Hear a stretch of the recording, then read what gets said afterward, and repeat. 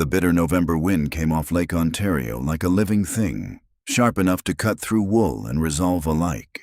It scoured the granite face of the Monroe County Courthouse in Rochester and found a black woman in a worn olive parka pressed hard against the cold concrete of the staff entrance. 2 patrol officers snapped steel cuffs onto her wrists. They smirked as they did it. Loitering, resisting, they thought they had bagged an easy one. Just another face to cycle through the system before the morning docket filled. They were about to walk her through the metal detectors and straight into the one courtroom where the bailiff's jaw would drop.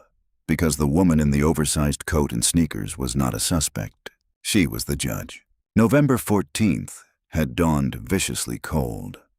At 42, Josephine Carter knew every flavor of chill the city could throw. Weather and justice, both. 15 years as a public defender in these same corridors had taught her the temperature of power better than any thermometer. Now she sat on the Superior Court bench in Department 14. But that morning, the universe had rewritten her schedule.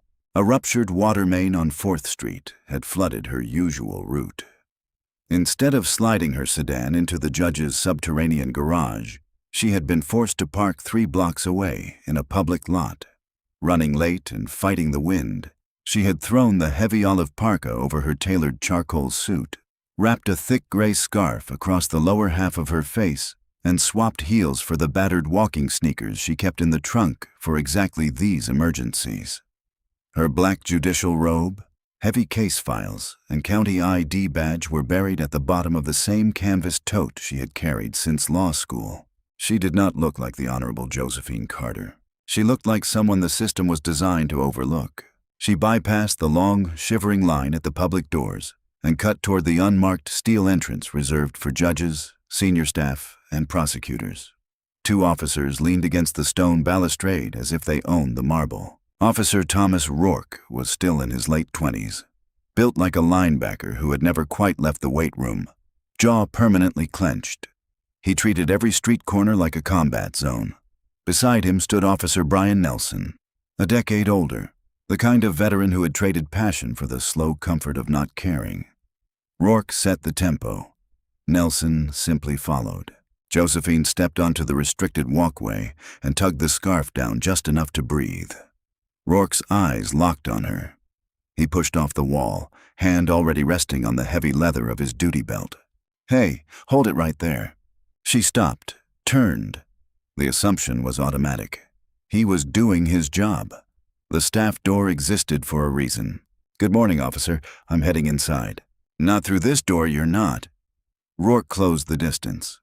Nelson trailed a few steps behind, looking more annoyed about the interruption to his coffee than concerned about security. "Public lines around front."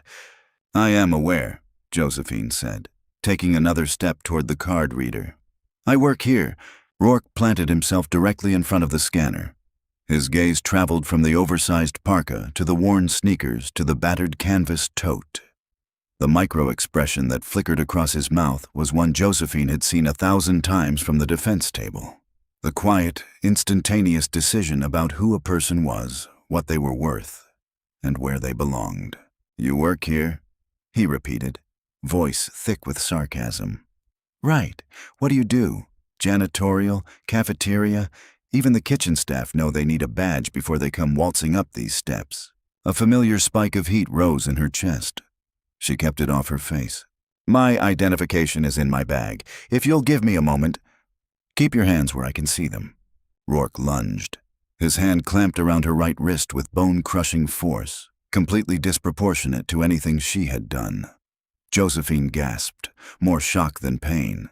"Excuse me. Let go of my arm." "I gave you a lawful order," Rourke shouted, twisting her arm behind her. "Nelson, watch her bag. Watch the bag." "Take it easy, Tommy," Nelson muttered, but his hand settled on his own holster. He did nothing to de-escalate. Josephine read the nameplate. Her voice dropped into the quiet register that had once silenced entire courtrooms. "Officer Rourke, I suggest you remove your hand from my person immediately. You are making a profound mistake. The only mistake is you trespassing on government property and resisting." He spun her hard. Her chest slammed against the freezing granite. "Hands behind your back. You're being detained." Resisting. The word landed like a live wire.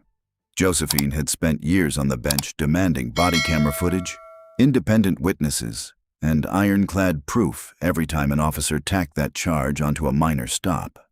She knew exactly how easily the word slipped from the mouths of men who needed to establish dominance. She could have ended it in 3 seconds. All she had to do was say the words, "I am Judge Carter." Call the watch commander. Leverage the full weight of the institution that now belonged to her. Instead, as the cold steel bit into her wrists, one ratchet too tight, a colder calculation settled over her. If this was how Officer Thomas Rourke treated a woman simply reaching into her bag to comply with his own demand, how did he treat the teenagers on the South Side? How did he treat the single mothers pulled over for a broken tail light at 2 a.m?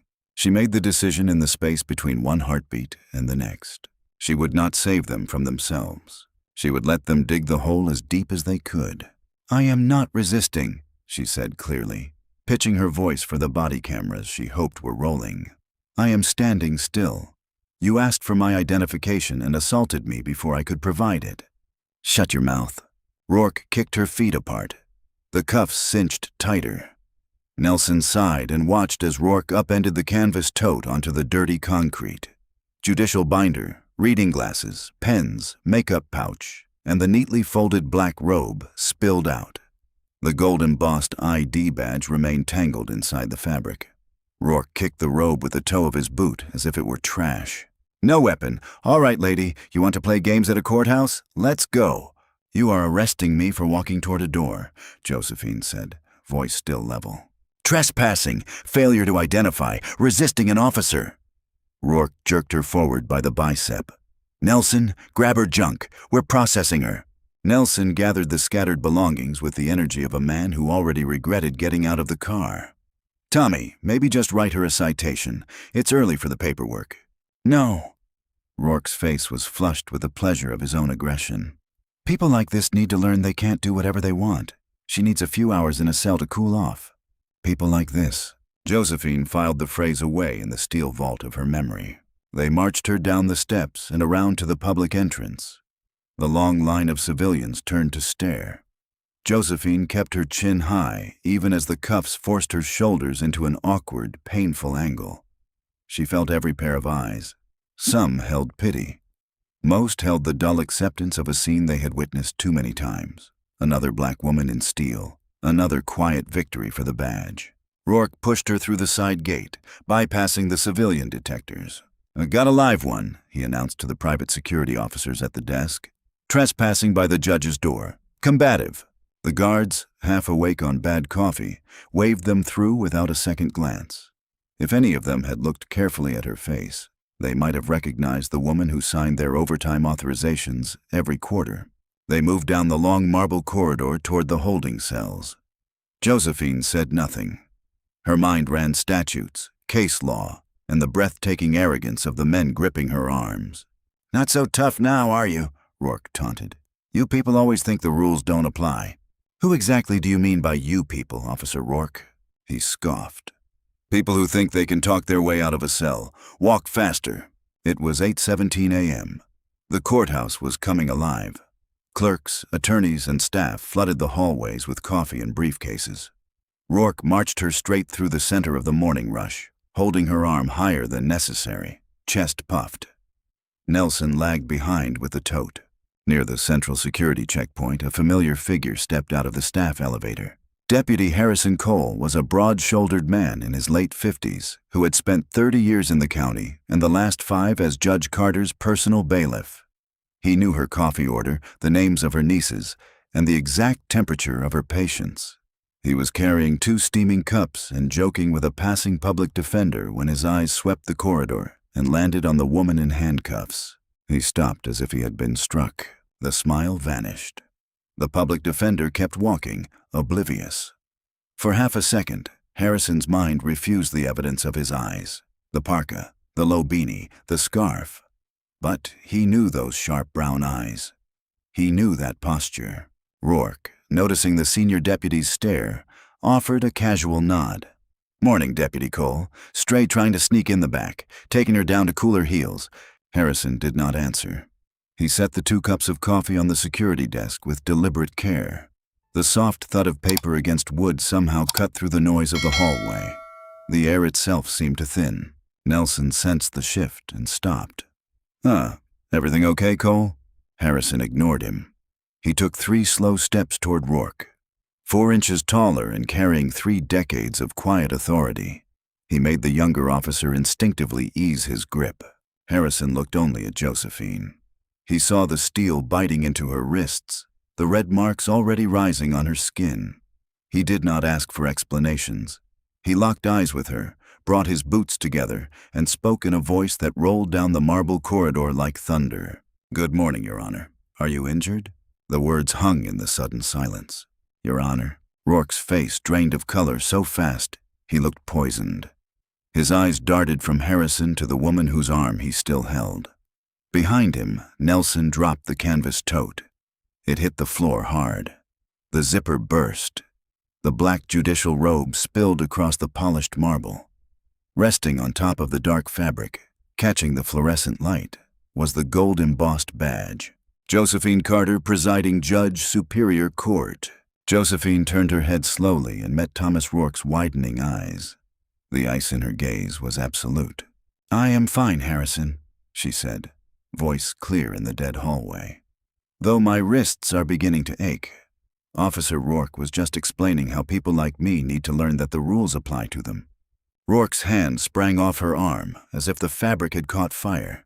He stumbled backward into Nelson, mouth working soundlessly. "Take the cuffs off her," Harrison said. It was not a request. It was a low growl that promised immediate consequences. "Now." Nelson's hands shook so hard he could barely manage the key. "Jesus Christ! Your Honor, I am so sorry. I swear I told him to just—" "Do not speak to me, Officer Nelson." The metal fell away. Josephine brought her arms forward and rubbed the angry red welts already rising on her brown skin. "Your Honor, please," Rourke begged, bravado annihilated. "You weren't wearing a badge. You were in plain clothes. You refused." "I did not refuse." Her voice cut through his excuses like a scalpel. "You asked for my identification. As I reached for it, you assaulted me, illegally detained me, and fabricated a resisting charge to justify your own lack of control." She stepped closer. Rourke pressed himself against the wall. "You brought me into my own courthouse in chains, Officer Rourke, because you looked at me and saw someone you believed you could break without consequence. Let us see how that calculation works out for you." She turned away. "Harrison?" "Yes, Your Honor." "Call the Chief of Police, the District Attorney, and Internal Affairs. Tell them I expect them in my chambers in 15 minutes, and have someone collect my belongings. I have a 9 o'clock docket." She walked past the checkpoint and into the staff elevator without another glance, leaving the 2 officers standing in the wreckage of their careers. The heavy mahogany door of Department 14 sealed behind her, cutting off the hallway noise. The chambers smelled of old paper, leather, and lemon polish. A room engineered to project absolute authority. Josephine had shed the parka and scarf. She stood at her massive oak desk, rolling up the sleeves of her white silk blouse. In the amber light of the desk lamp, the bruises around her wrists were already darkening to a deep, unmistakable purple against her skin. She pressed a thumb gently against the swelling on her right radial bone and hissed at the sharp flare of pain. Harrison remained by the door, rigid. "Should I call paramedics, Your Honor?" "No, but call IT security. Director Gregory Hammond. I want the raw, unedited footage from the staff entrance and the main corridor downloaded to a physical encrypted drive and delivered to my hands only. Not the police, not the DA me." "Already done. Greg pulled it the second I radioed from the hallway. He's walking it up the private stairwell now. He also locked the precinct out of the exterior camera system so they can't accidentally corrupt anything." Josephine allowed herself a tight smile. "Good man." She was wrapping a cold cloth around her wrist when the door flew open. 3 people entered on a wave of panicked energy. Chief of Police William Callahan came first. Red-faced, barrel-chested, uniform collar a fraction too tight. Behind him strode District Attorney Margaret Hawthorne in a pristine charcoal suit, the usual unshakable confidence replaced by visible pallor. Captain Rick Gallagher of Internal Affairs brought up the rear with a freshly printed file. "Josephine," Hawthorne began, hands raised. "It's your honor when you are in my chambers, Margaret." Hawthorne stopped mid-step. "Of course, Your Honor. I cannot express how deeply appalling this is." Callahan wiped sweat from his forehead. "Judge Carter, I am personally humiliated. I had no idea my men were conducting themselves this way on courthouse grounds. Rourke is a hothead. I've already stripped both of them of badges and firearms. Suspended without pay as of 3 minutes ago, pending full review." Josephine sat in the high-backed leather chair and did not invite them to sit. She let them stand like children called to the principal's office. "Suspended without pay," she repeated slowly. She looked at Gallagher. "Captain, if a civilian had grabbed a woman by the arm on a public street, twisted her wrist hard enough to bruise bone, slammed her against a concrete wall, and forcibly confined her, what would the charges be?" Gallagher cleared his throat. "Assault, battery, false imprisonment, Your Honor." "Felonies," Josephine said. "Yet because Thomas Rourke wears a tin badge, he gets to go home, sit on his couch, and wait for a union representative to negotiate a quiet desk job once the heat dies down. Is that the plan, Chief?" Callahan held up both hands. "Let's not jump ahead. The boy made a catastrophic error in judgment. He didn't recognize you. He thought what, Chief?" Josephine leaned forward. "He thought I was a poor black woman who didn't know her rights. He thought I was someone who wouldn't be missed, someone who couldn't fight back, someone whose word would never stand against the testimony of 2 sworn officers. That is exactly what he thought." Hawthorne stepped in, prosecutor's instincts trying to salvage the disaster. "Your Honor, we are prepared to issue a formal public apology from the department and the city. We will drop every fabricated charge immediately. We want to make this right. We want to handle it smoothly to protect public trust in the system." Josephine laughed once, cold and without humor. "Public trust is a fairy tale we tell ourselves so we can sleep at night." She opened the top drawer of her desk and withdrew a thick black binder she had been compiling for 3 months in the quiet hours after court. She slammed it onto the mahogany. All 3 officials flinched. "You think today was an isolated incident? While I was waiting for you, I had my clerk pull Officer Rourke's arrest record for the past 24 months. 73 arrests. 48 of them included resisting, disorderly conduct, or failure to comply. Of those, 41 of the suspects were young black or Hispanic citizens." She locked eyes with Hawthorne. "But that isn't the worst part, Margaret. The worst part is what your office did with those arrests. You plea bargained almost every single one. You threatened maximum sentences on the resisting counts unless they pleaded to lesser misdemeanors. You protected the statistics. You insulated the department from civil rights lawsuits by securing guilty pleas under duress. You rubber-stamped a predator because he delivered convictions." Hawthorne's face flushed mottled red. "Your Honor, that is an outrageous accusation. We process thousands of cases. It is a fact." Josephine's hand came down flat on the desk, ignoring the spike of pain in her wrist. "And it ends today. I will not accept a quiet suspension. I will not accept a backroom apology. What Thomas Rourke did to me this morning, he has done to dozens of people who stood before my bench, people I was forced to sentence because your office handed me fabricated evidence under color of law." Callahan gripped the edge of the desk. "You want to burn down the whole precinct over one bad apple?" "The tree is rotten, Chief, and I am holding the axe." A knock sounded. Harrison leaned in. "Your Honor, it's 8:55.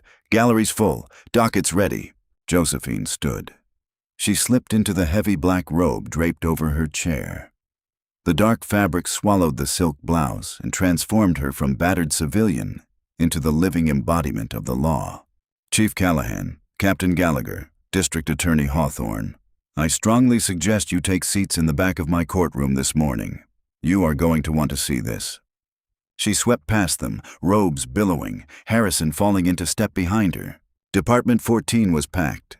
Anxious families, bored reporters waiting for the afternoon calendar, exhausted public defenders reviewing last-minute deals. The air carried the particular tension that always accompanied a morning docket.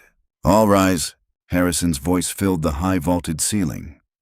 The room stood as Judge Josephine Carter entered from the private door behind the bench. She walked with measured cadence, face an unreadable mask of judicial stoicism, ascended the steps and took her seat high above the well. Be seated.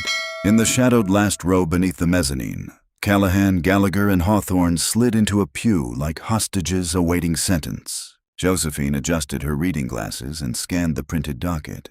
She ignored the first 3 matters and went straight to the middle of the page.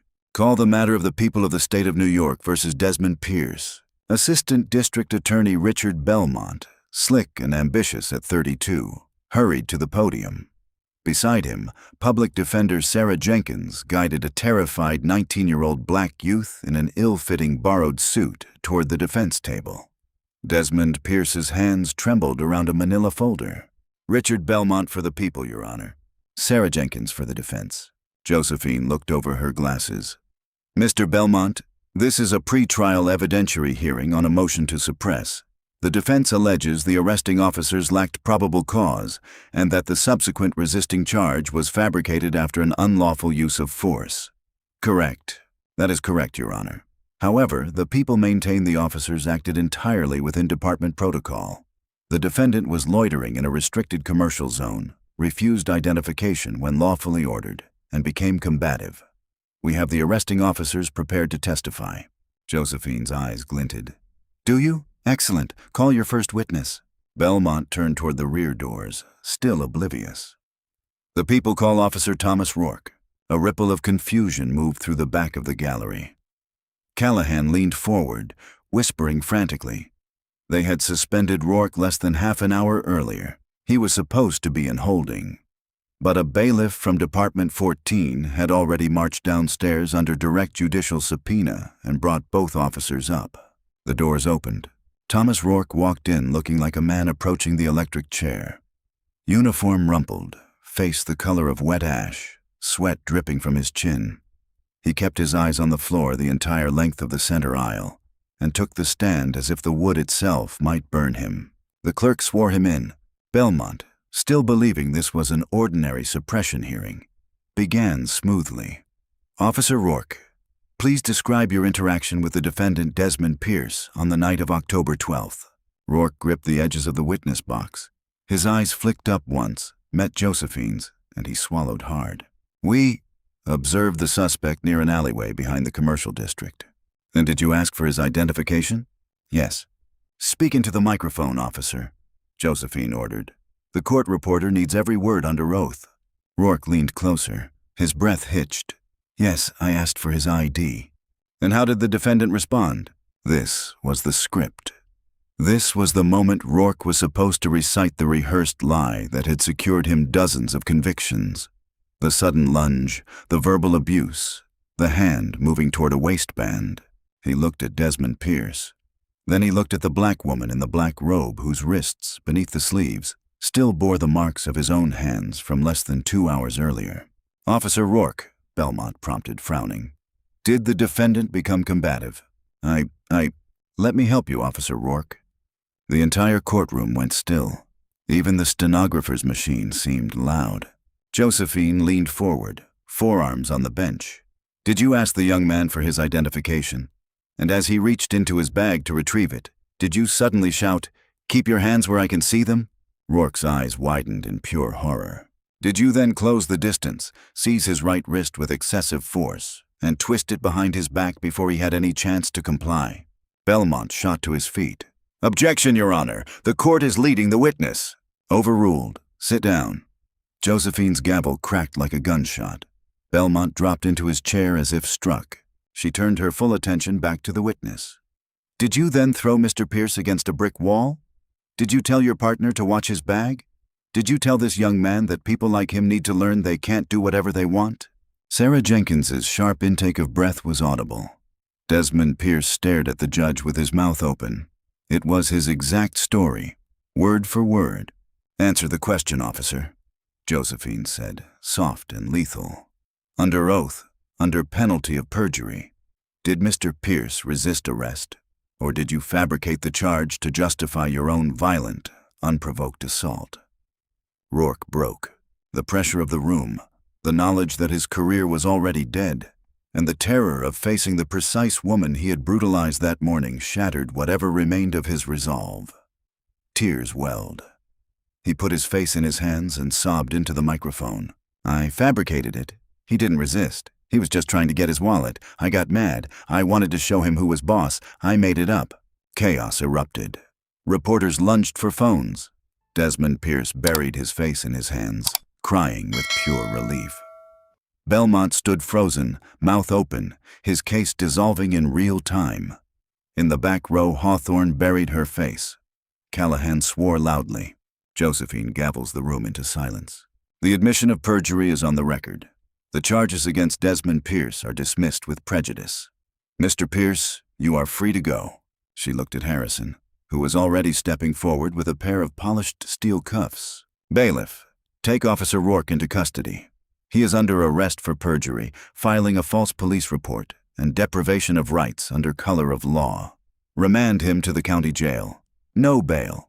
As Harrison secured Rourke's hands, gently, professionally, the exact opposite of the violence Rourke had inflicted, Josephine turned her gaze on the paralyzed prosecutor.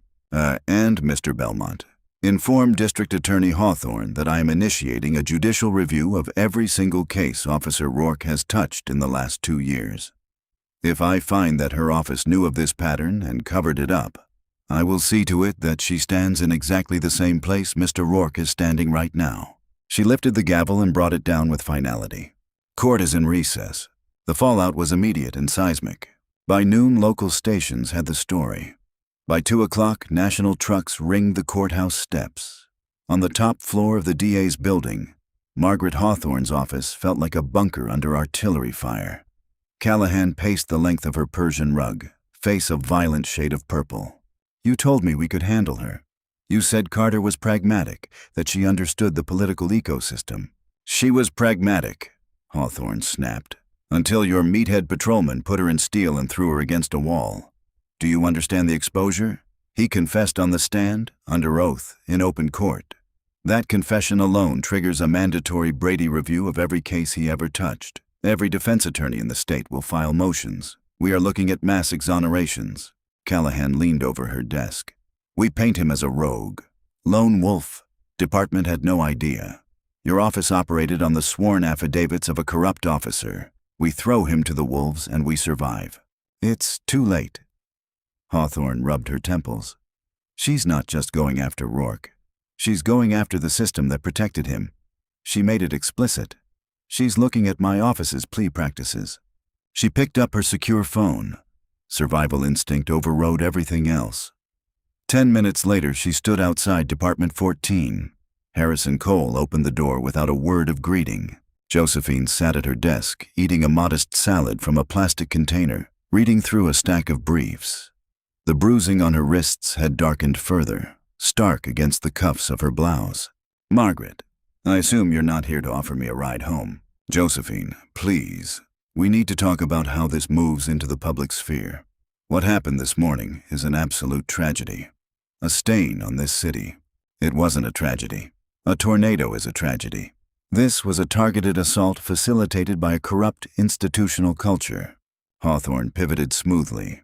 "And that is why my office is prepared to indict Thomas Rourke on federal civil rights violations by the end of the day. We will make an example of him. I want you standing beside me at the press conference.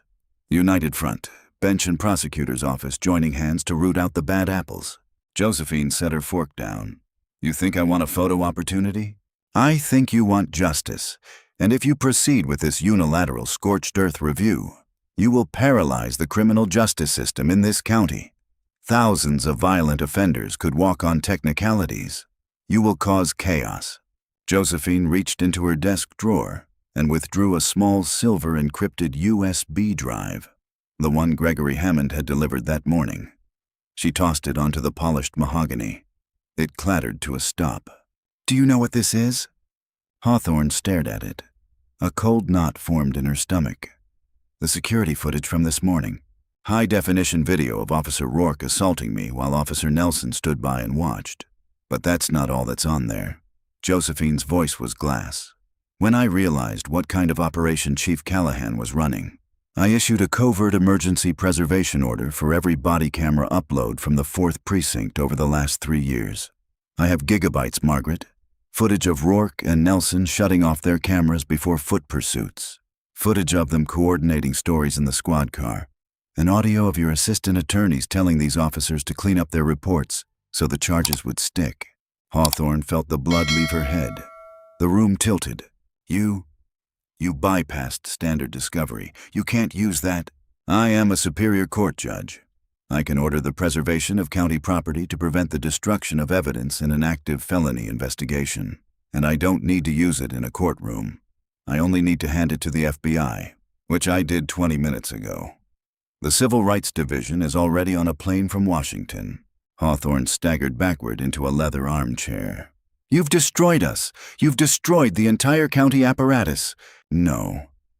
Josephine stood and slipped her robes back on. You destroyed it the day you decided the constitutional rights of the citizens were an inconvenience to your conviction rates. You simply picked the wrong woman to throw against a wall. She pointed to the door. Get out of my chambers, Margaret. And if I were you, I would call a defense attorney. You're going to need a very good one. The next 6 months permanently rewrote the map of Monroe County. The security footage of Judge Carter's arrest leaked. Not from Josephine, but from a whistleblower inside IT who believed the public needed to see the unfiltered reality of the 4th Precinct. The video of a calm, compliant black woman being manhandled and cuffed by a sneering officer played on endless loop across every major network. Public outrage reached a level the city had never experienced. Protests formed outside the courthouse, but this time the police department stayed paralyzed under the federal microscope. The FBI investigation tore through the local justice system like a hurricane. Officer Brian Nelson, desperate to avoid federal prison, turned state's evidence within 48 hours. He testified in granular detail before a grand jury. How Rourke deliberately targeted minorities. How the precinct captain encouraged aggressive quotas. And exactly how Margaret Hawthorne's office processed the tainted arrests to inflate re-election metrics. Thomas Rourke never sat in a squad car again. Stripped of badge, union protection, and freedom, he pleaded guilty to a string of federal civil rights violations, perjury, and assault. He received 12 years in a federal penitentiary in Colorado, far from the city he had treated as his personal hunting ground. Chief William Callahan was forced to resign in disgrace. The mayor accepted the resignation publicly. The Department of Justice consent decree later stripped him of his pension. Margaret Hawthorne's fall was the most complete. Facing indictment for conspiracy to deprive citizens of their civil rights and for suborning perjury, she resigned her office and surrendered her law license to avoid prison. The once untouchable district attorney left the courthouse for the last time through a rear door, shielding her face from the cameras she had once commanded. Under Judge Carter's relentless oversight, more than 400 wrongful convictions were vacated over the following year. 400 lives, overwhelmingly young Black and Hispanic men and women, were returned their freedom. Their records were expunged of the fabricated charges that had derailed futures, blocked employment, and stolen years. Among them was Desmond Pierce. 6 months after the morning that changed everything, he returned to Department 14. Not in a borrowed suit, but in a clean college sweater. He did not come to face charges. He came on a quiet Friday afternoon in late May simply to sit in the gallery and watch the woman who had saved his life preside over an ordinary calendar. The courthouse had begun to find a new rhythm. Josephine sat at her oak desk, signing the final expungement order of the day. The bruises on her wrists had long since faded, though the memory of cold steel remained etched somewhere deeper. Harrison Cole entered with 2 fresh cups of coffee and set one on her blotter. Quiet docket today, Your Honor. The best kind. How are things at the checkpoint? Different. New precinct captain rotates the exterior posts. They're polite. They say good morning. They actually look at identification instead of the cut of someone's coat. Josephine gazed out the tall window at the Rochester skyline. Fear is a powerful motivator, but fear fades. Institutional integrity has to be built and rebuilt every day. Harrison's voice softened with something close to reverence. You built a hell of a foundation, Judge. You took the hit for everyone who couldn't hit back. Josephine looked down at the black robe folded over the back of her chair. Outside these walls, without the heavy fabric to announce her status, she was simply a black woman in America. She had felt, for one frozen morning, the terrifying helplessness that thousands of her fellow citizens lived with every single day. She had chosen to use the power the system had given her not merely to avenge her own humiliation, but to dismantle the machinery that made that humiliation routine for the voiceless. "We still have a long way to go, Harrison," she said, closing the last file and switching off the desk lamp. She stood, the robes settling around her with familiar weight. But it's a start. She did not take the private judge's elevator. She walked the main marble corridor, past the clerks and the waiting citizens, head high, a living reminder that the law is supposed to see every person who stands before it. The system only changes when someone powerful enough to break it gets caught in its teeth and decides, finally, to bite back. Judge Josephine Carter did not merely survive a corrupt arrest. She turned her own humiliation into the instrument that dismantled an empire of quiet injustice, and in doing so, handed hundreds of stolen lives back to the people who had lost them.